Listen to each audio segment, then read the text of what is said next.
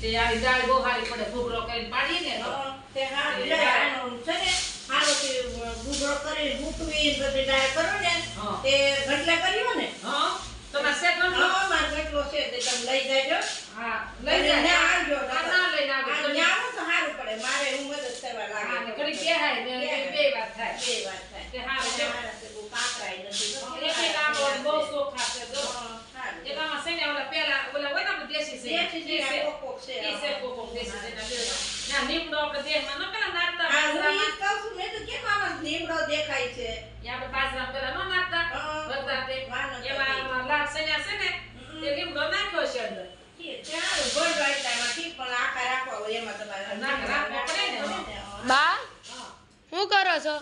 એ તો સન્યા હારા કરી મારે લ્યો હું તમારો ફોટો પાડું. અમારો હા ના સેને હારા કરતા સન્યા હારા હા કરતા એમ હા બેહો હેરખા.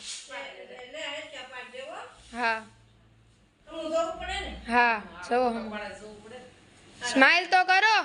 સમાય હા હું સમાય એટલે સ્માઈલ તો આપો.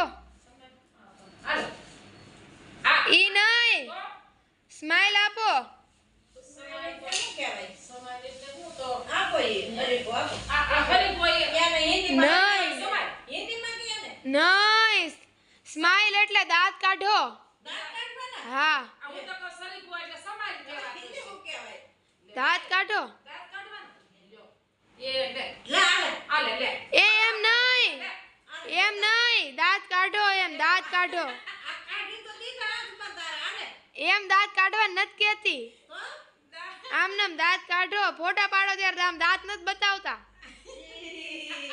એમ નહીં હરખા હરખા હા એમ બસ લ્યો પડી ગયો ફોટો. આ પેલા કહેવાય ને આ રેવટ ફોટો હા પેલા તો કહેવાય તારે કે દાંત કાઢો એમ હા તો દાંત કાઢો એમ તો કીધું. અમે તો કે અમારે દાંત કાઢવાના છે નહીં નહીં આ તો લાગે તો બીજો પાડ લે નહીં હારો જ આવ્યો છે.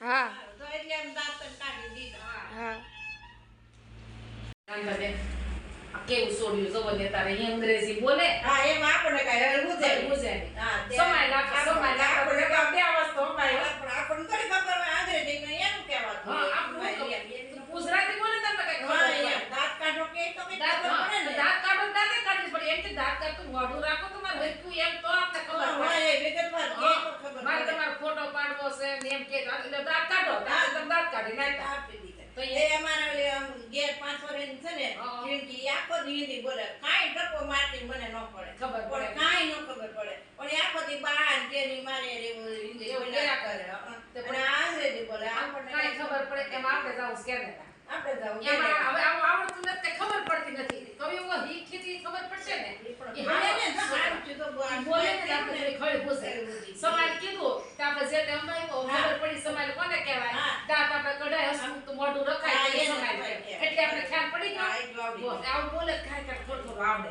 એટલું આવડી ગયું. હા, બસ એટલું આવડ્યું ને બસ શીખી જઈએ કરતા હા એમ કરતા કરતા આવડી જાય